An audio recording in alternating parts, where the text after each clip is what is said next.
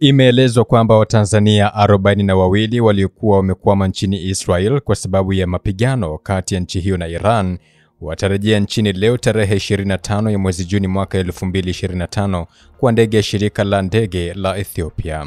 Kupitia taarifa iliyotolewa na Wizara ya Mambo ya Nje na Ushirikiano wa Afrika Mashariki, imeeleza kwamba Watanzania hao watawasili nchini kwa makundi mawili, ambapo kundi la kwanza litawasili kwenye uwanja wa ndege wa kimataifa wa Abeid Amani Karume mjini Unguja majira ya saa 6:55 mchana, na kundi la pili litawasili kwenye uwanja wa ndege wa kimataifa wa Julius Nyerere jijini Dar es Salaam majira ya saa 11:55 jioni.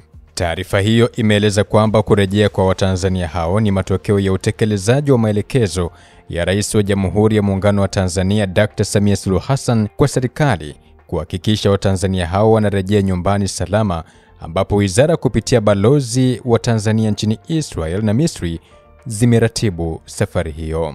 Vilevile, kupitia taarifa hiyo, serikali ya Jamhuri ya Muungano wa Tanzania inawahakikishia wananchi kwamba itaendelea kuratibu safari hizo mpaka pale Watanzania wote waliokwama katika mataifa hayo watakaporejeshwa nyumbani wakiwa salama. Mimi ni Franki Kashonde na hii ni Simulizi na Sauti.